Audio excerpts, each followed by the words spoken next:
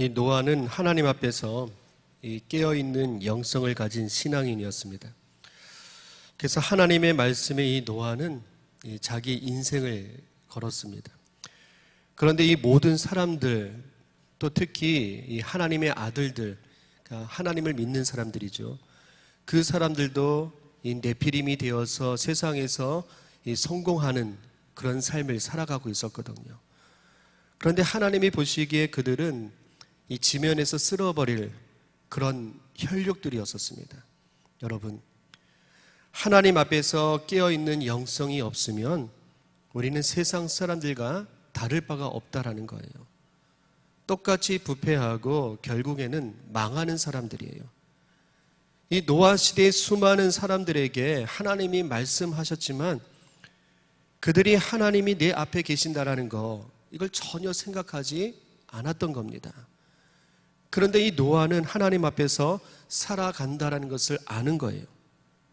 그래서 노아에게는 하나님의 말씀이 들렸거든요. 노아는 하나님 앞에서 세상에 그 혈육 있는 사람들처럼 살지 않았던 겁니다. 여러분, 우리에게 말씀이 들리기를 축복합니다. 하나님 앞에서 우리 살아가고 있는 거예요. 우리가 하나님의 말씀이 들리지 않는다면 하나님의 말씀을 내 마음에 새기지도 못할 것이고 말씀을 따라 살지도 못하는 거예요. 하나님이 보실 때 우리도 망할 수밖에 없는 그런 혈육의 사람일 수밖에 없는 겁니다. 그래서 13절에 보면 이렇게 되어 있어요. 모든 혈육 있는 자의 포악함이 땅에 가득함으로 그 끝날이 내 앞에 이르렀으니.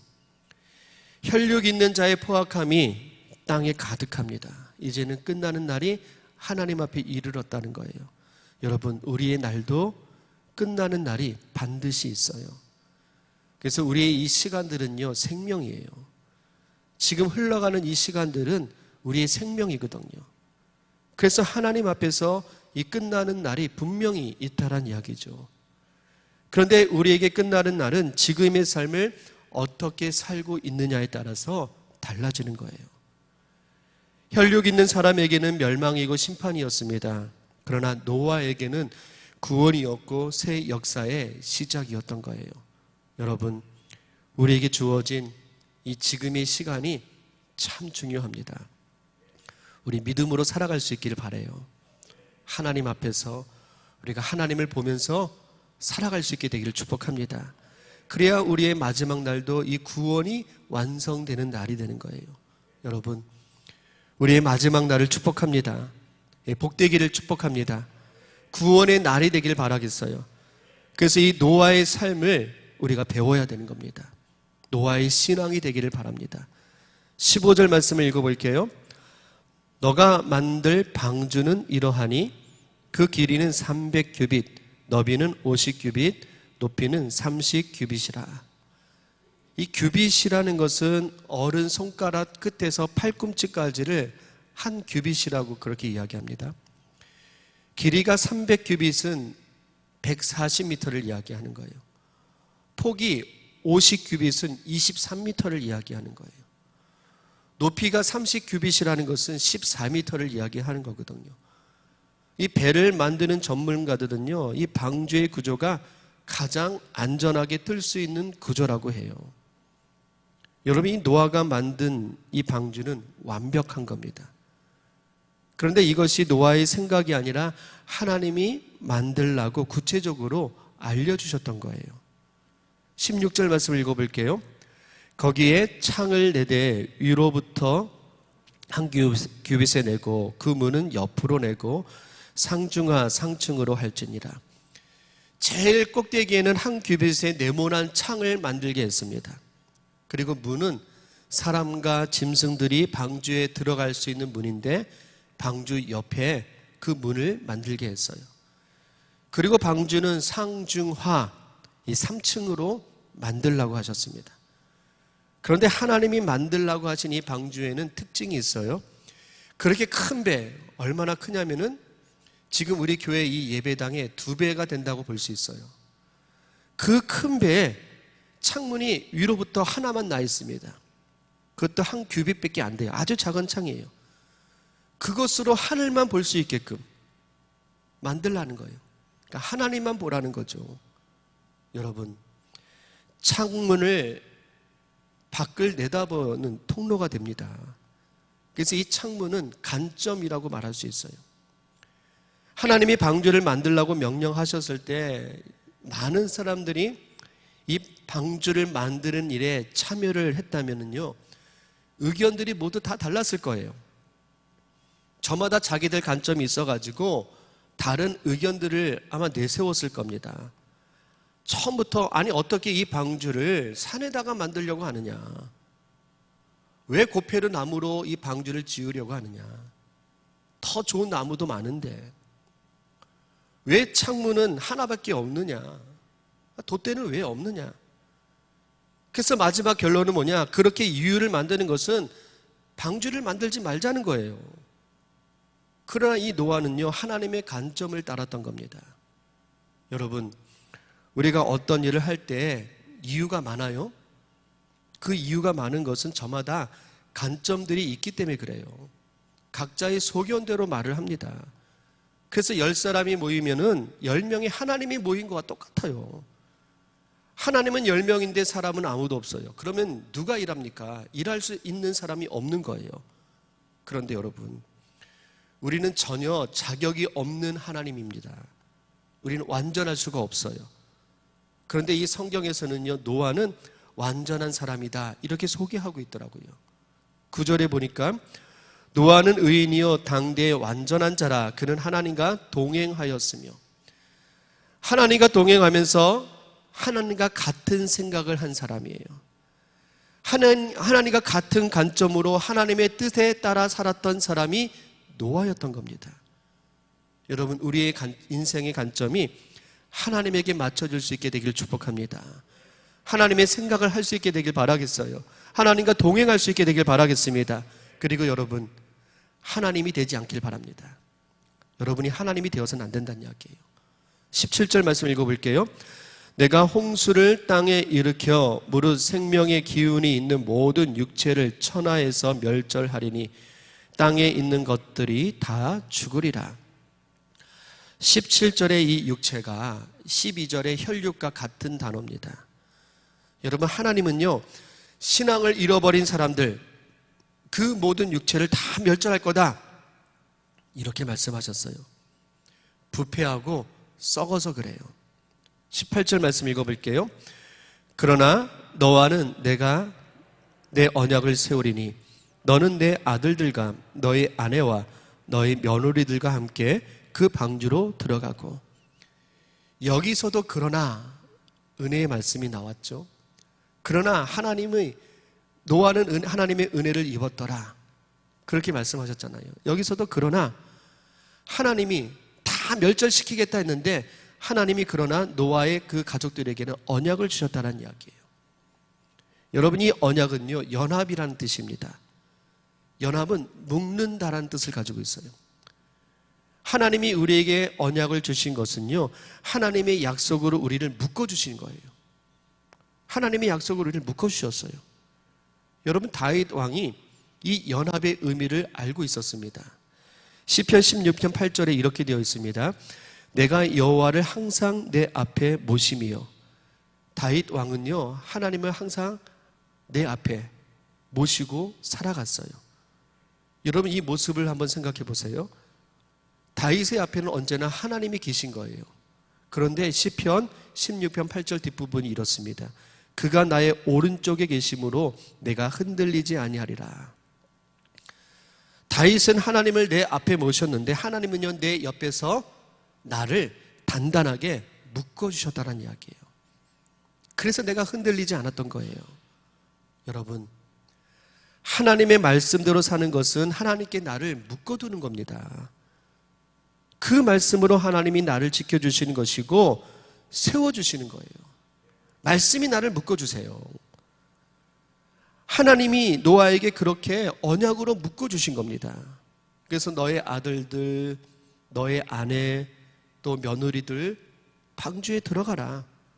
구원해 주시겠다라는 거예요. 19절 말씀을 읽어볼게요. 혈육 있는 모든 생물을 너는 각기 암수 한 쌍씩 방주로 이끌어 들여 너와 함께 생명을 보존하게 하되. 노아의 식구들만 생명을 보존한 게 아닙니다. 모든 생명 있는 생물들 한 쌍씩 방주로 이끌어 들여서 이 생명을 보존하라는 거예요. 20절 말씀을 읽어볼게요. 새가 그 종류대로, 가축이 그 종류대로, 땅에 기는 모든 것이 그 종류대로 각기 둘씩 내게로 나아오리니 그 생명을 보존하게 하라. 여러분, 하나님이 명령하셔가지고 이 노아는 방주를 졌어요. 방주를 만들었습니다. 근데 그 방주가 생명을 보존하는 일을 한 거예요. 노아의 가족이 구원을 받았던 겁니다. 사람들은 네피림을 만들어 영웅으로 사는 것에 온 힘을 다해서 살아가고 있어요. 그것이 자기 생명을 지키고 내 인생을 풍성하게 만드는 것이라고 생각하면서 네피림을 만드는데 온 힘을 다하고 살아가는 사람들이에요. 그런데 하나님은요, 노아에게 생명을 지키는 방법으로 방주 안으로 들어가라는 거예요. 하나님은요, 이 세상을 다 죽이겠다고 하셨습니다. 6장에서 하나님이 세상을 멸절하겠다고 5번이나 말씀하세요. 그래서 이 방주 밖에 있으면 다 죽는 존재입니다. 하나님이 심판이 있어요. 생명을 보존하기 위해서는 방주 안으로 들어가야 되는 거예요. 그런데 여러분, 이 방주에는요, 나침반도 없고 방향을 잡아주는 키도 없어요. 그러니까 방향을 잡을 수가 없는 거죠. 방주는 자기 힘으로 배가 움직이는 게 아닙니다. 하나님이 움직여 주시는 거예요. 그러니까 사람의 힘으로 할 수 있는 것은 아무것도 없어요. 하나님이 하셔야 된다는 이야기입니다. 그런 방주에 들어와야지만 내 생명이, 우리의 가족이, 또 하나님이 선택한 그 생물들이, 그 생명들이 보존될 수 있다는 이야기예요. 여러분, 우리도 방주 안에 있어야 구원이 있습니다. 신앙 안으로 들어와야 돼요. 그 신앙의 방주 안으로 우리가 들어와야 되는 겁니다. 그래야 우리가 사는 거예요. 구원을 받는 거거든요. 이 방주 안에서 우리는 하나님을 100% 신뢰하는 겁니다. 여러분, 우리가 하나님을 믿으면은요, 이거 굉장히 평안이 있어요. 반대로 하나님을 믿지 않으면은요, 불안합니다. 걱정과 근심이 많은 거예요. 그런데 이 배를 움직이는 분은 하나님이세요. 여러분, 우리에게 이런 믿음이 있게 되기를 축복합니다. 우리가 병들고 일이 잘 안 되고 망하는 것 같지만 여러분, 그 속에서도 우리 이 두려움 없게 되기를 바라겠어요. 우리는 신앙이라는 이 방주 안에 있습니다. 힘과 능력이 되신 하나님께서 우리를 지키시고 보호하시는 거예요. 방주 안에 있었던 이 노아의 가족들, 그 8명과 또 그 방주 안에 있었던 이 동물들이 1년이 지난 다음에 모두 살아서 방주에 나올 수가 있었어요. 그러니까 이 방주는 생명이 보존되는 곳이었습니다. 그런데 여러분, 이 방주를 고페르 나무로 만들려고 하셨잖아요. 이 고페르 나무는 인간의 시체를 안치하는 간을 만드는 데 사용하는 재료입니다. 그래서 여러분, 이 노아가 지은 방주는 거대한 간이에요. 간. 죽음의 현장이란 이야기입니다. 그러나 그 죽음의 현장에서 하나님은 생명을 보존시켜 주셨다는 이야기입니다. 여러분, 이 방주 안에 있으면 우리의 자유가 제한이 돼요. 우리의 인생이 제한이 되는 겁니다. 내가 하고 싶은 대로 하지 못할 때도 있어요. 1년을 그렇게 답답하게 살아야 됩니다. 화가 나고 신경질도 날 거예요. 노아는 1년을 방주에서 살아야 되는데 거기도 수많은 이 동물들도, 짐승들도 같이 있었거든요. 여러분, 이것이 광야의 40년과 똑같습니다. 광야에서는요, 갈 수 있는 곳이 많죠. 사방이 다 길이잖아요. 그런데 광야에서 구름 기둥과 불 기둥으로 하나님이 인도하셔야지만 살 수가 있는 거예요. 그 길에서 벗어나면은 죽는 겁니다. 하나님이 만나와 메추라기를 내려주셔야지만 살 수가 있었던 거예요. 여러분, 믿는 자의 삶이 이런 광야와 같은 삶이고요, 방주와 같은 삶이란 이야기예요. 어떨 때는 답답해요.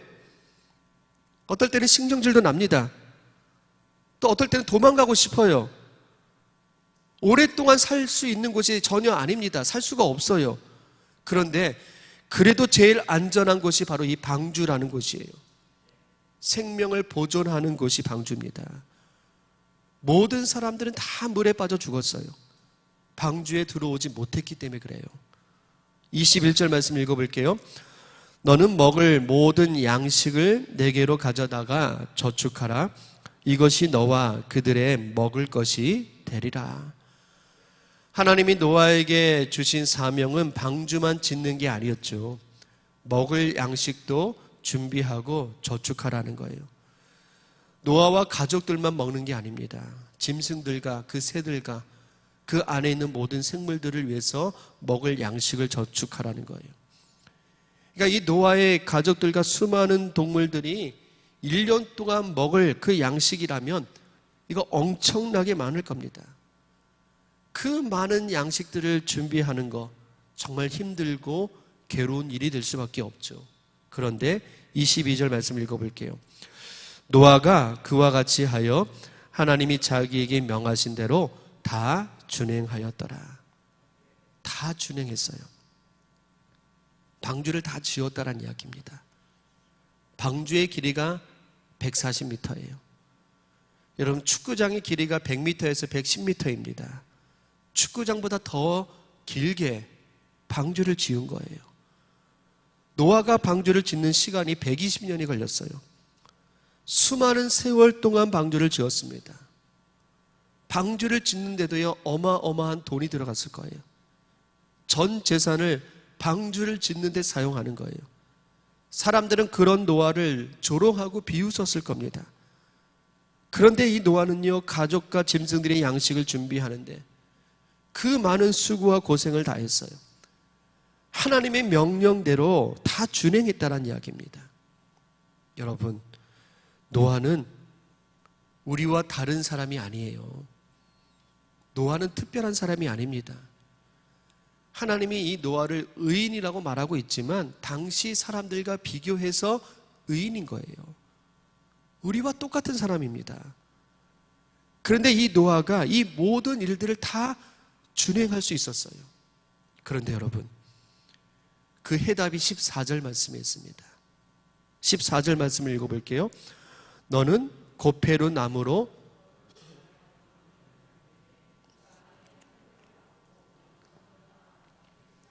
아멘. 어디에 강조를 뒀죠? 너를 위하여. 너를 위하여. 이 너를 위하여, 그리고 22절에 다 준행하였더라, 이 말씀이 연결이 되는 말씀이에요. 노아가 하나님의 말씀을 다 준행했던 것은 너를 위하여입니다. 노아를 위한 일이었다는 이야기예요. 하나님이 노아에게 엄청난 일을 시킨 거는요, 이거 하나님을 위해서 하는 게 아니라는 거예요. 노아를 위한 겁니다. 노아는 그것을 알았던 거죠.